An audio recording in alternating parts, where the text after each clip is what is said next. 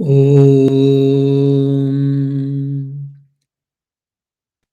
असतो मा सद्गमय तमसो मा ज्योतिर्गमय मृत्योर्मामृतङ्गमय ॐ शान्तिः शान्तिः शान्तिः हरिः ॐ. O Lord, please lead us from unreality to the reality, ignorance to the knowledge, and from mortality to the immortality. Om, peace, peace, peace. Dear devotees, in the previous week, we did see and try to understand what is yoga. Yoga has got two meanings broadly. One is yoga in the meaning of sanyoga. Sanyoga is joining the individual self with the supreme self. Jivaikya Brahma. The jiva, the individual self, is getting merged with the Brahman, the universal self or supreme self. The other is yoga is used in the form of viyoga, the separation.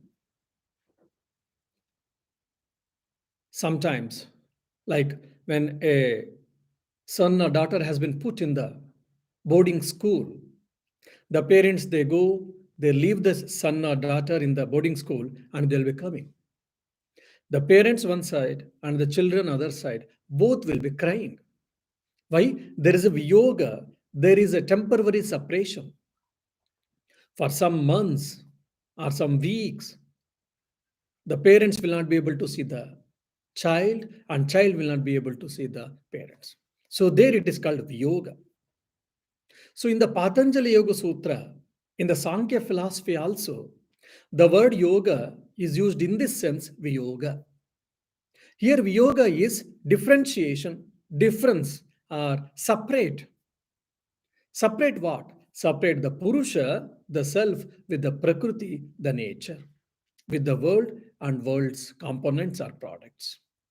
So what is that separate? What is the discrimination between self and Prakriti, nature, we have seen in the previous class. Kshetragna Yoga, that is 13th chapter in the Bhagavad Gita, it discusses about this beautifully, how to separate. Now, and what is this Ashtanga Yoga? The 8 limbs of yoga we saw. Heya, Heya Yetu, Hana, Hanopaya. There is a suffering, Heya, Heya Yetu. There is a cause of suffering, Hana, by moksha or mukti or kaivalya or nirvana, whatever you say. The separation of Purusha and Prakriti is the Hana. And Hanopaya, Upaya, the means, the secret, the methodology, the technique to attain that separation of Purusha and Prakriti is Ashtanga Yoga that we saw. And one is for the best aspirant, like best student, for them it is Abhyas and Vairagya is enough, practice and renunciation. The second was Kriya Yoga for the mediocre spiritual aspirants. Kriya Yoga consists tapas, austerity, swadhyaya, self-study, and repetition of mantras, repetition of Lord's name, and so many other things includes. And Ishvara Pranidhana, devotion to the Lord, or surrendering at the Lord, surrendering the fruits of action to the Lord. Ishvara Pranidhana, overall meaning. The third was Ashtanga Yoga. Some philosophers of yoga philosophers say Ashtanga Yoga includes everything. So that is enough for anyone and everyone, irrespective of on which state or which level you are in your sadhana, yoga sadhana.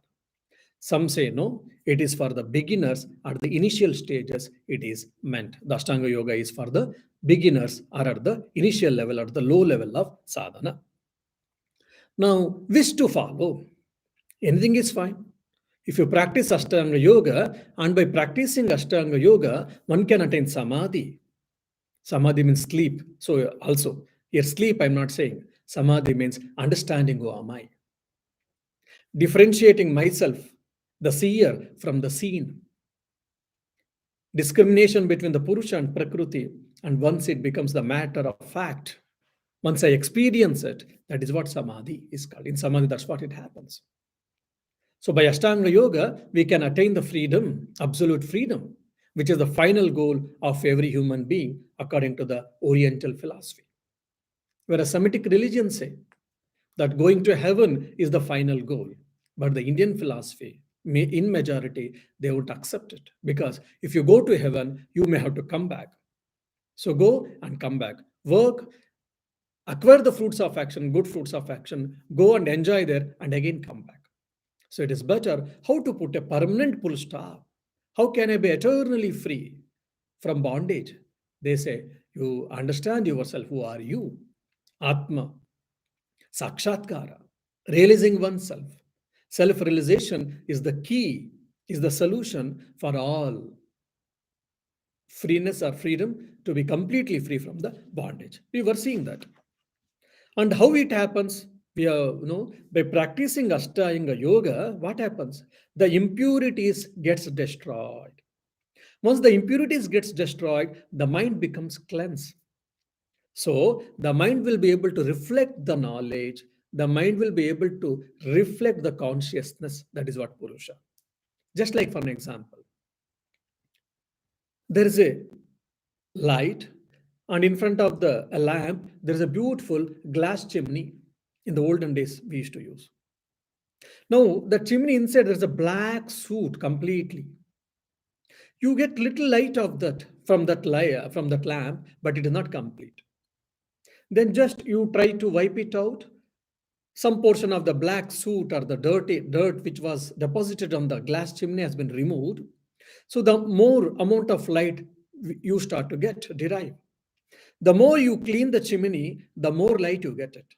Once it is completely cleaned, then you'll get the cent percent, more or less, cent percent light. You can get the benefit of that, isn't it?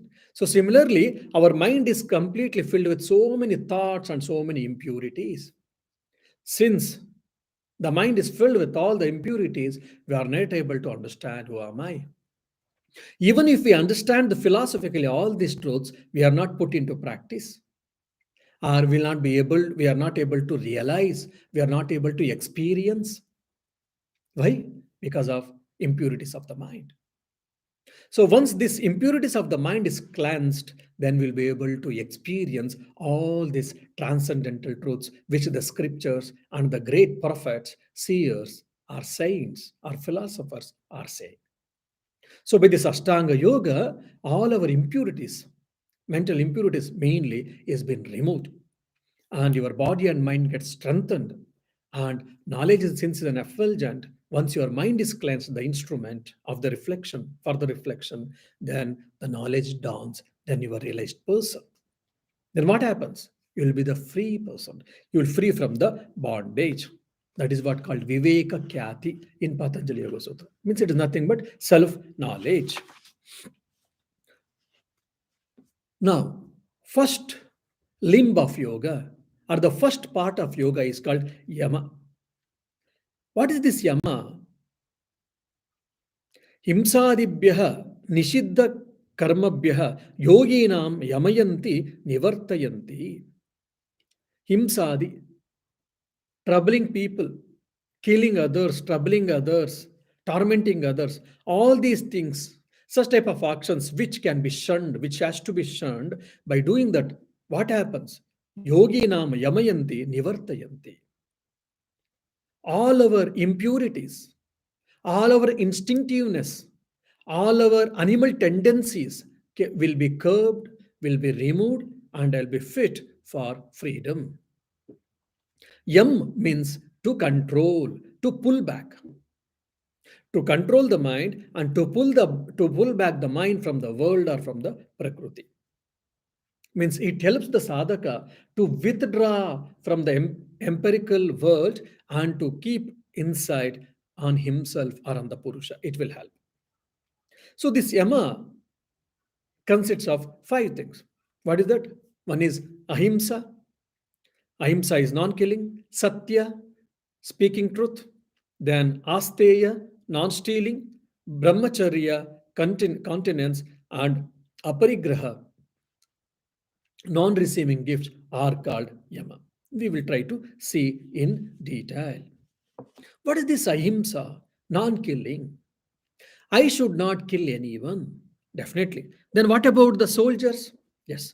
Soldiers, if like for an example, some other country, if they attack on Ireland, what the Irish soldiers should do? Here ahimsa has been told. No, for them it is not himsa. Why? Because it is their dharma, it is their duty. If they don't they should give warning, and if they don't listen to the warning, then Irish soldiers, to save their motherland, to save the Ireland people, they may have to kill the soldiers. So that is not at all wrong. Now I am a civilian. Unnecessarily, if I kill some other civilian, other people, then it is a wrong, it is a sin. And this ahimsa has got very wide meaning. Ahimsa is not only killing someone. I should not trouble someone. Say, for an example, a person, a old man is walking, is going on the road. I throw a stone on him, or I beat him. Especially sometimes adolescent youngsters, they do. When Swami Vivekananda was walking in the Chicago streets 150 years before, someone pushed him, someone pulled his peta, turban, someone gave a strong punch. All these things they did. These all things are also himsa. For no reason, I am troubling someone, troubling some other person. Either sometimes it is instinctive or bad nature, or some people they said it's out of fun they did. So all these things should be shunned or controlled. It should be avoided at the physical level. Now, at the level of thought and the level of mental level, that is at the level of speech.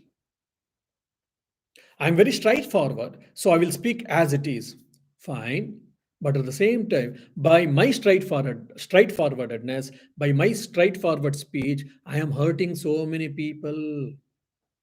No, that should be avoided. Vak tapas, it is told. It should be avoided. I should tell the truth, no doubt. I should speak the truth, no doubt.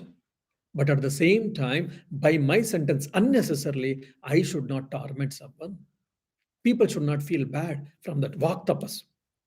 So that through speech, we can do himsa also. Then thought level, mentally. Oh God, let him die. Let him incur loss. Let his health get, let him get ill health. Let him get disease. Even so at the thought level, we may do himsa. We may do injury for someone. Thoughts are very strong. So even at the mental level, at the thought level also, we should not trouble anyone. So manasa, karmana is by action at the physical level. Manasa at the thought level. Vacha by speech. Sarva bhuteshu, including all beings. Sarvada aklesha jananam prokta tu ahimsa paramarshivihi. The great sages have said, at the physical level, at the mental level, at the speech level, we should not trouble anyone. We should not injure anyone, or we should not injure any being on this earth, on this universe. So that is what called yama. Ahimsa. That is non-killing. Means at any level, we should not simply, for without any logical reason, without any proper reason, we should not hurt anyone. Now the question may come to all of us. Say for an example, a teacher scolds the student. A teacher tells many times, no, my dear boy or girl, you should not do this. This is not a right way. You should do assignments properly. You should read the lessons, whatever we taught. You should behave well in the class. So many things like this we have told. Teachers, they might have told to students. Now, some students, they don't listen. And they keep doing the same mistake. And the teachers are telling again and again. And they compare and they show, see how your friend is behaving and what is your behavior. And in so many times they told they didn't listen. Sometimes they may have to tell little emphatically or little they may have to shout, what is this? Why are you doing this again and again? Don't you have any sons? See your friend how he is so nicely behaving. Why don't you do this? It is not, it doesn't befit you. You are not supposed to do this, my dear. Sometimes you may have to tell strongly, emphatically. Then the child starts crying, the boy or girl starts crying. Is it not himsa? No, because there the teacher said it is a duty. Otherwise, because the child doesn't understand what is right or wrong at that time, or the child may be helpless because of its own reasons. So by doing by telling little strongly or emphatically, the child today or tomorrow, it will correct herself or himself. That's the reason that is not called himsa. And doctor, while doing the operation, he has to cut. Because of a cut on the body, we will have a pain, no doubt. I mean, before, after the operation, I used to say, if you are given anesthesia, it will not be. Then is it a himsa? No. If they don't do it, then I may die. So this we have to understand. Then the second part of yama is called satya, speaking the truth. Sarvatha, at all times, anruta, anabhishana, bhashanam, means we should not speak untruth at any time. Means we should speak truth all times. Now the question comes. Here, Dharma Sukshma is very important. Means here Ruta means that which takes straightly, which straightly takes to the God. Anruta means it is not only untruth, which is crooked also. Sometimes we say, okay, truth, fine, but it should not be crooked also. So that should be avoided. In Ramayana, which was one of the first history book in the whole world, and which is one of the which is the first poetry, the book on poetry in the entire world called Ramayana. That is the life of Rama, which is in India, thousands of years before, which happened this. It is beautiful. It is in a poetry form, 24,000 verses. There, Rama explains to his brother Lakshmana about the truth. Satyam bruyat. Always speak the truth. Priyam bruyat. But it should be always pleasant also. It should be good. Na bruyat satyam apriyam. If the truth is unpleasant to someone, if there is no proper reason or dharma, prakshan of dharma, religion, then you should not speak the unpleasurable truths. You should try to avoid. Priyam cha nanrutam bruyat. If okay, that is untruth, it is a false, but it is a pleasant one. Oh, we tell sometimes how good you are. We also know that he's not good person, right person. But because to please him, for whatever the reason, we speak false. It is which is pleasurable, but at the same time, it is far from the truth. So can we speak such type of things? Pleasurable words, pleasurable sentences, but which is far from truth? No. Priyam chananrutam bhuyat. It may be pleasurable. It may be very sweet quoted sentences. If it is far from truth, no, we should not speak. Yesha dharma sanatana. This is what dharma, sanatana dharma. How beautiful it is. Means satya means it is always telling the truth. It should be free from false and it should be free from crookedness also. But at the same time, it should help the people. For an example, a ascetic was performing his penance in a thatched hut in a forest. He was an hermit basically. He was doing his penance, he was counting his beads, and he was practicing austerities. In the olden days, people had to walk from one place to another. Many times they had to pass the forest.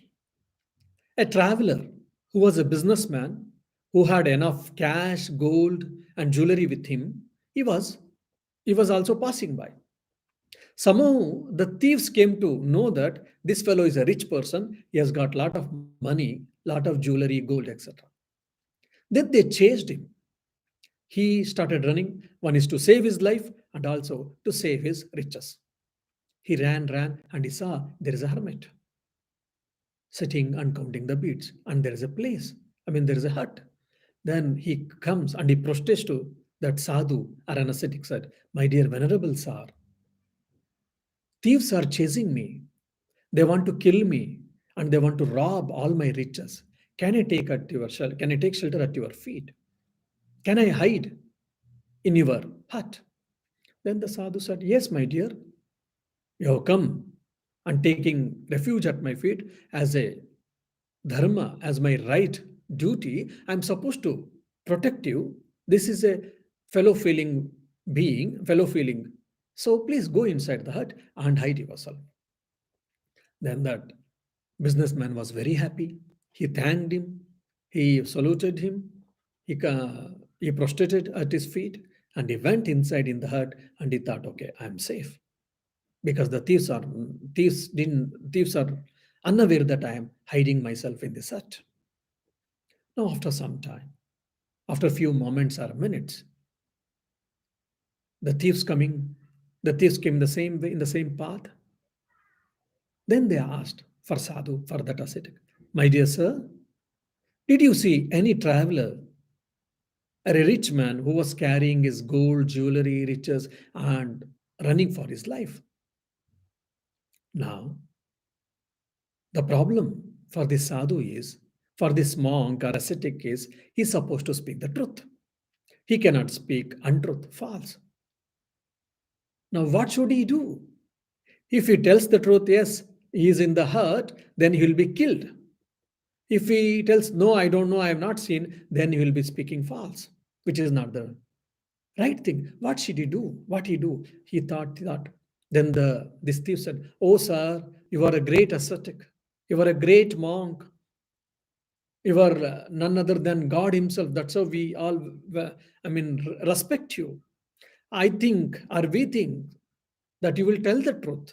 You will never tell the false, isn't it, sir? Can we expect the truth, sir? Kindly please tell the truth, sir." Like that, nicely they spoke. Then that sadhu also is a fool, according to me. Also, that yes, I should speak the truth. They have got so much faith on me, so I should speak the truth. And he said, "Yes, he is hiding in my hut." Then the people went and they pulled him out. They, they were beating and he tried to run away. So he was killed. And in front of that sadhu, they robbed him and they took all his money, gold, jewelry, and they left. In front of that hut, the business person or the rich person died, and the sadhu was saying it. And sadhu had to be a spectator. You see, speaking the truth is very important. But by speaking the truth, if you are putting someone into trouble unnecessarily, if you are putting someone into the risk or someone's life is going, then we should not speak the truth. Now, again, a question may come in someone's mind. Now, someone is doing robbery. I have seen. Should I not inform Garda, police or not? Yes, we should. Definitely, because the thieves are doing wrong thing. It is not right. So we should inform. If they ask the police or guard, if they ask, if we have seen, probably we have to say that, yes, I have seen and he is the person who robbed. So Satya, speaking truth, is very important. At the same time, it has got its own conditions sometimes, and it has got different shades of meaning also. It has got different angles also, that we should keep it in the mind. And Sri Ramakrishna says that in this Kali Yuga, in this present age, speaking the truth is the highest austerity, highest tapas. If you can follow this Satya, all time speaking the truth of your life, then you can realize God. You need not to repeat the name of the Lord. You need not to do any austerities. You need not to become monk or an ascetic. But by following the truth, by speaking the truth, all of his life, then you'll be able to have realization, God realization or self-realization. So speaking the truth is the highest austerity, highest tapas, as told by Bhagavan Sri Ramakrishna, the greatest incarnation, that is Sri Ramakrishna. So speaking truth is very, very important. By speaking truth, we get lot of mental power, lot of strong will, and so many things, so many other powers we do get, but it is not that easy to practice the path of truth, but it is possible. It is difficult, but it is possible. Now, the third one is the third limb of Yama.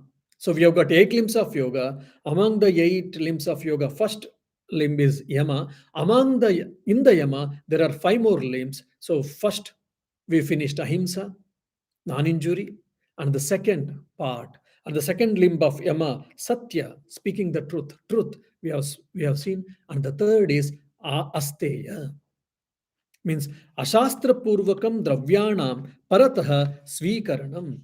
We should not steal someone's health. Asteya, we should not steal someone's health, and we should not take someone's wealth also. Means whatever it belongs to me or belongs to us, we should take it. That is what called Asteya. In Ishavasya Upanishad, one of the small Upanishads, which has got 18 verses, which was dear to Mahatma Gandhi. In that first verse, it comes, Ishavasya sarvam yatkincha jagatyam jagat tena tektena bunjita magruda kasya svidhanam. Magrudah kasya svidhanam. Don't covet others' wealth. That is the path to reach the God or reach the self. We should not steal someone's property. Oh, so no one is there in their house. So there is a riches or gold or jewelry or money or costly items. Let me steal that. No one knows. No problem.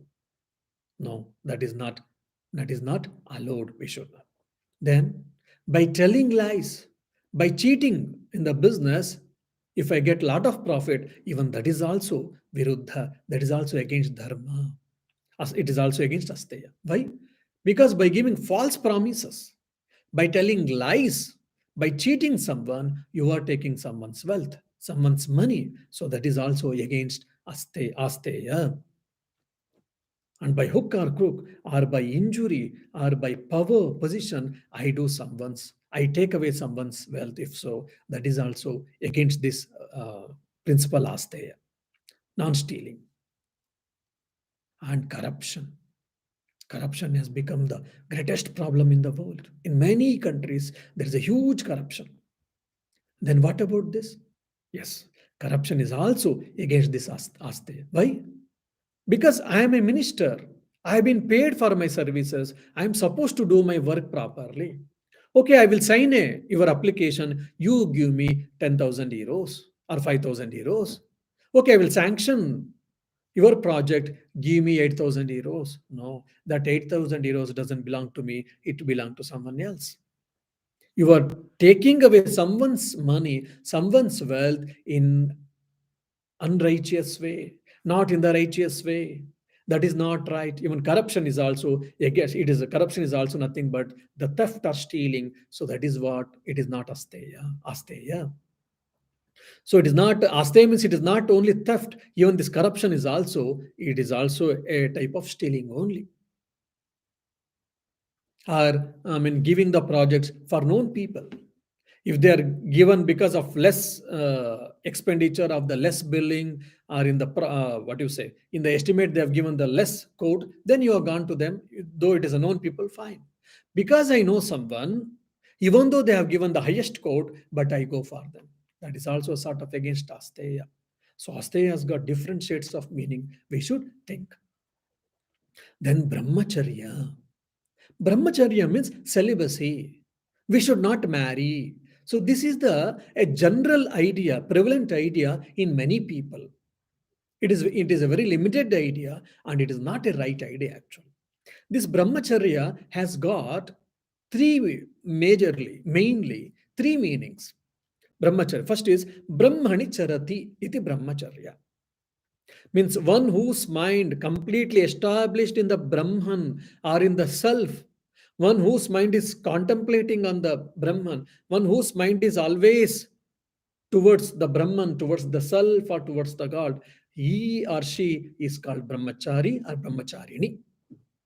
So brahmacharya means God intoxicated life or Godwards life, or the life which is dedicated for self-realization or God realization. That is what called brahmacharya.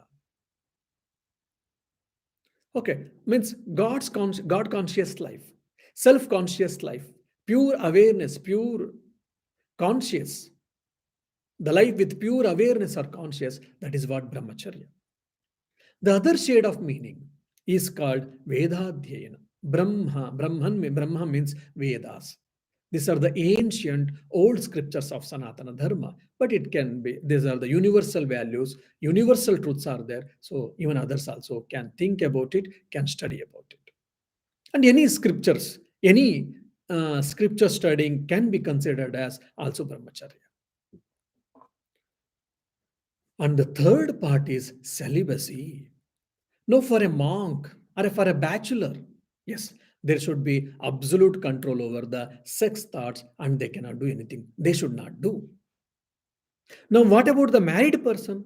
Yes, married person can enjoy with her wife, or a person can enjoy with her wife, and a wife can enjoy with her husband, his wife and her husband, sorry, but not with others. In a controlled way, they can enjoy wife and husband, but not with others.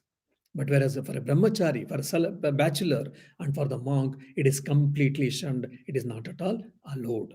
So, but this is one of the meaning of the brahmacharya. But unfortunately, in the day-to-day thing or in the general meaning, brahmacharya means celibacy. That's all we are thinking. No. And Sri Ramakrishna, if you see, in the Gospel of Sri Ramakrishna, in every page or after two, we will be seeing that Kama Kanchan Tyaga means lustful thoughts and the intense desire for wealth should be shunned. That means what? Should not we have desires at all? Should we not acquire money? Or should we not struggle? Or should we not work for money? No, you can do it because we have to do it. Our life has to depend. We need money to lead our life, to purchase things, etc., etc. But we should not confine ourselves with that. That's what we mean.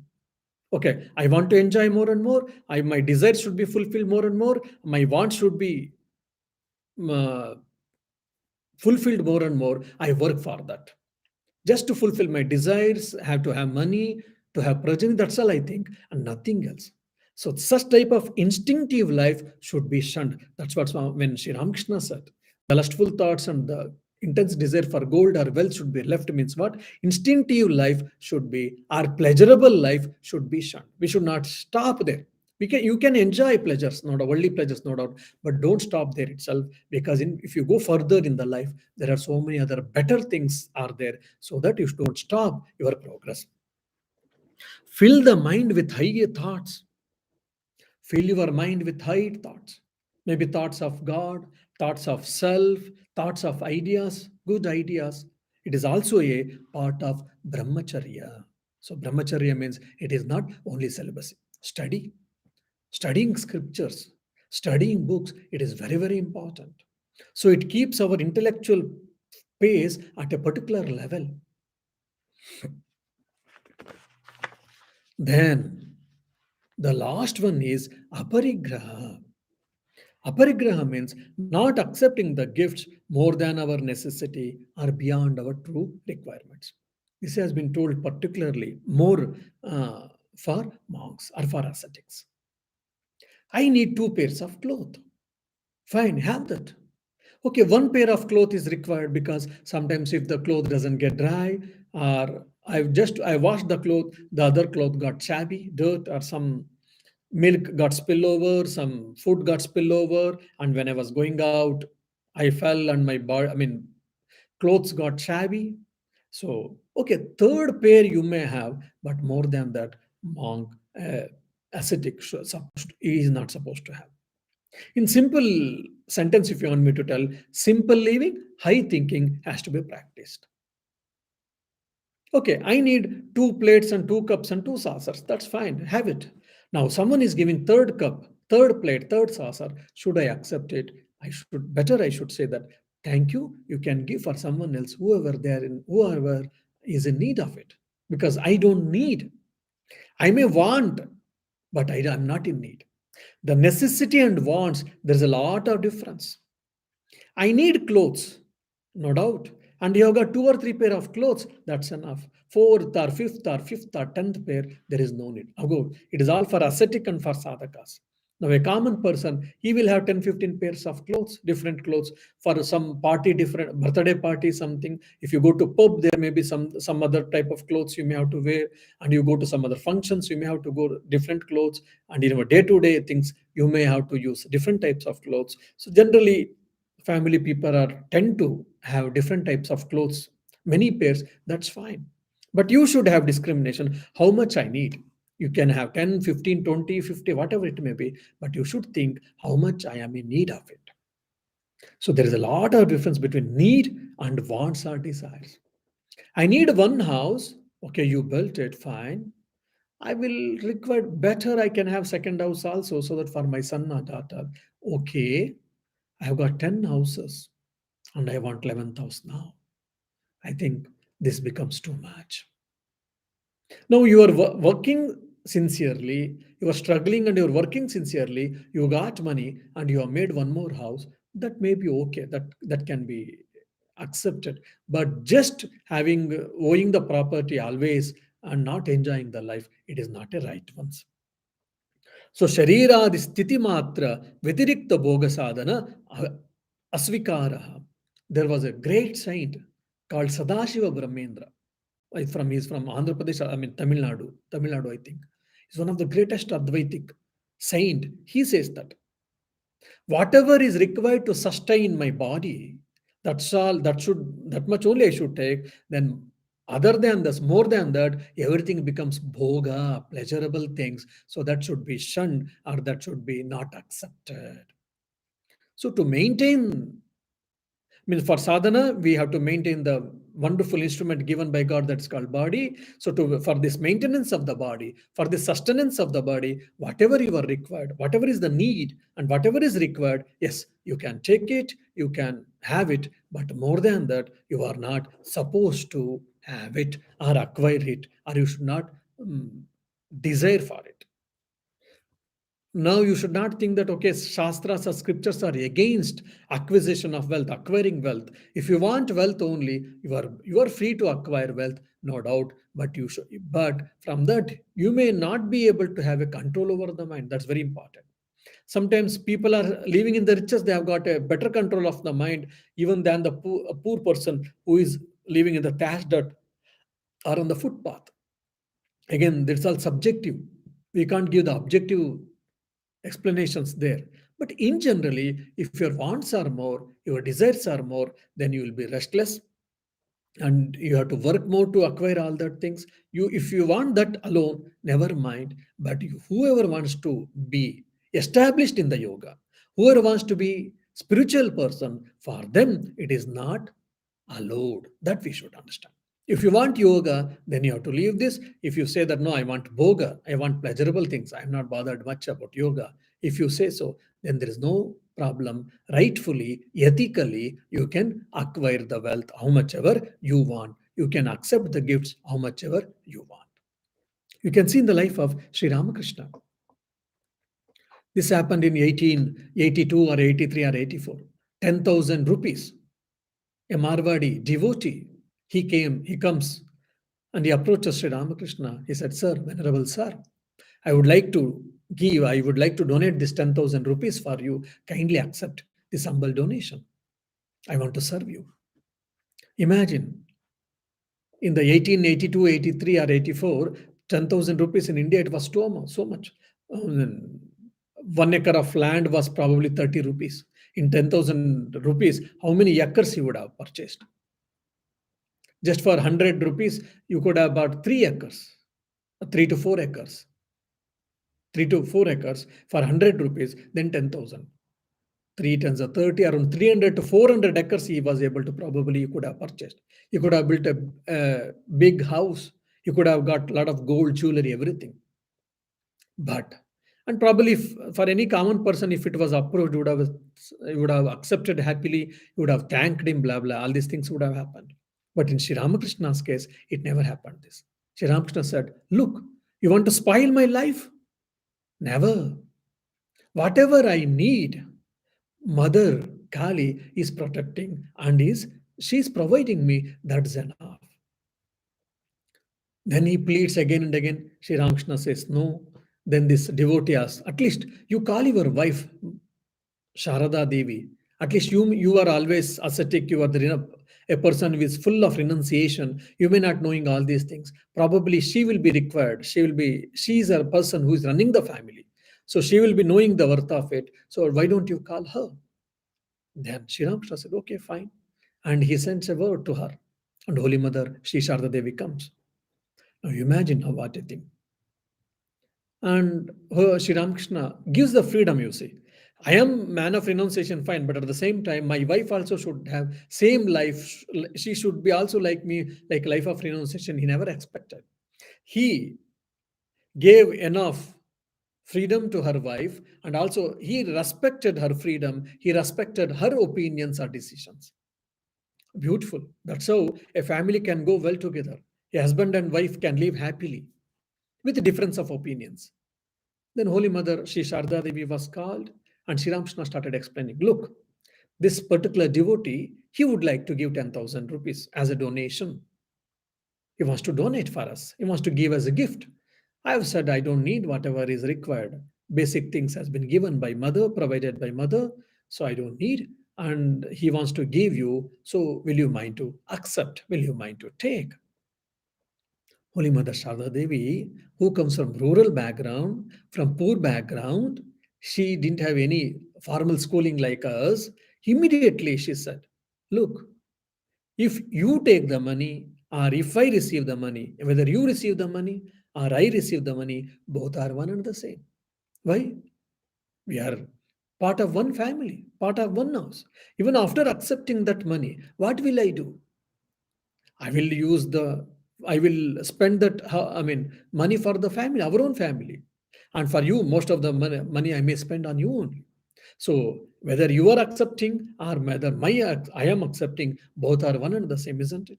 When you said no, then even I also don't need it. Then, very softly, very gently, she also refused the donation or offer, given by the Marwadi devotee, 10,000 rupees. So this is what called aparigraha. Even Sri Ramakrishna also come from rural background. She had studied only fourth grade or fourth class, and again he also had a poor life. He never had one house properly. He never had more than 3 or 4 pairs of clothes properly, and he was living in the Calcutta in someone's room. That is that room where he was living. It was belonged to Dakshineshwar's temple complex, and the money was getting 6 or 7 rupees salary. In that whole life he had to maintain, the whole family had to be maintained, but he never bothered. So whatever the basic necessities, 2 types food and 2 sets of clothes, for that mother has given, that is enough. Many times he never had a tanga fare, horse carriage fare to go one place to another. He had to ask the devotees for sponsorship. But in spite of that poor background, but still, Sri Ramakrishna never accepted the gift from this Marwadi Bhakta.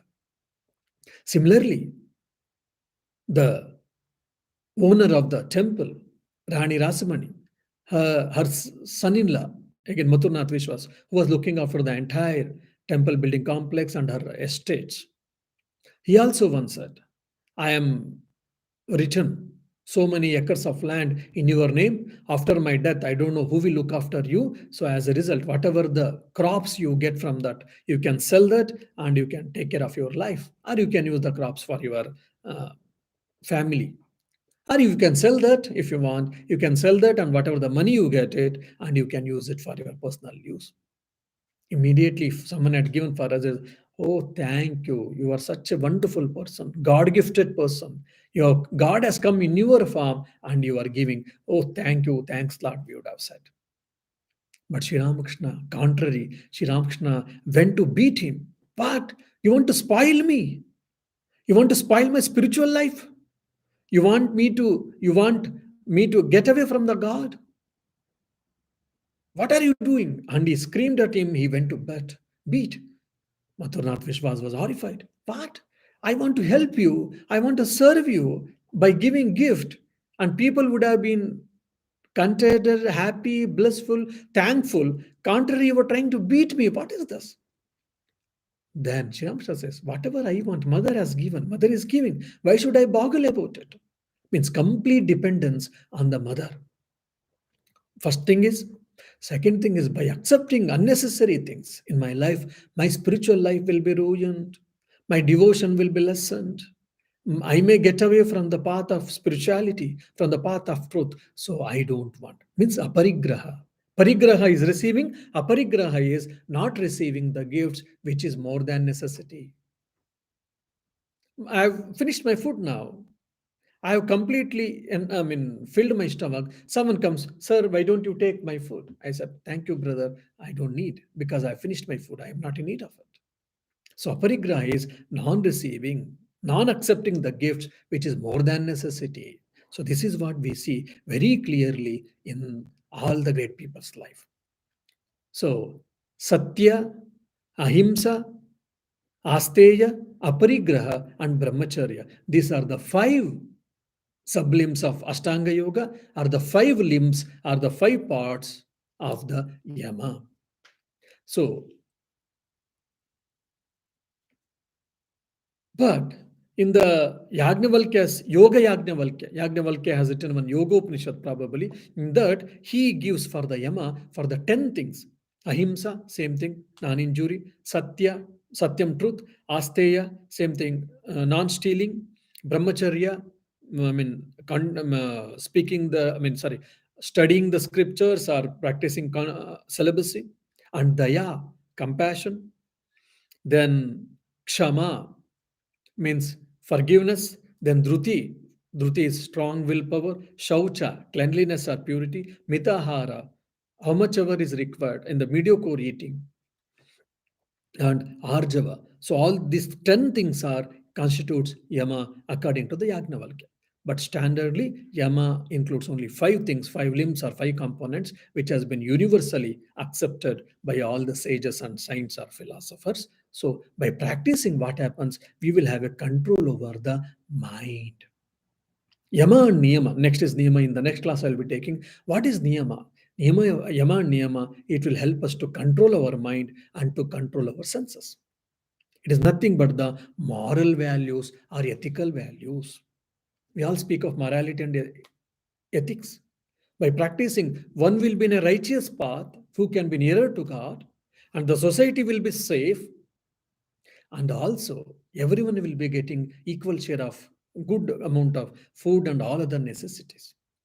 And the whole Buddhist, that Ashtanga Marga we say, 8 limbs of the path, the Ashtanga Marga which is given by Buddha, the Ashtanga Marga of Buddha depends on these 2 things, Yama, Niyama, that's all. The whole Ashtanga Yoga depends on this Yama and Niyama. Yama and Niyama are nothing but the moral and ethical values. Any spiritual growth has to happen, the morality and ethics has to be very strong. In the name of religion, a lot of bloodshed happens. In the name of religion, a lot of scandals, sex scandals, or money scandals, and exploitation. All these things happen, and the people start abusing the religion. The people start losing the faith in the religion. This all happens. Why? Because that particular religion or the religious followers lack this yama niyama, the values, moral and ethical values. That's why the spirituality can be well, strongly grown, which is based on this yama and niyama, ethical and moral values. If a person doesn't have morality and ethics, then he cannot be a spiritual person at all. This we should think always. He's a spiritual person, but he's not moral or he's not ethical. No, that is never acceptable. Someone is manipulating the things. Someone is telling false statements always. Someone is, giving the facts in a wrong way, crooked way. All these things, if a spiritual person is doing, that means it is not a spiritual person in toto, in reality. Of course, people have defects, no doubt, but in toto or in reality.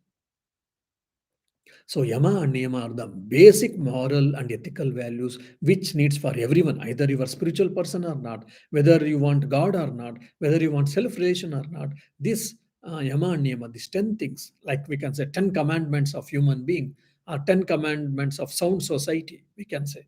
To have a sound society, to have a strong society, value-based society, the 10 commandments can be yama and niyama.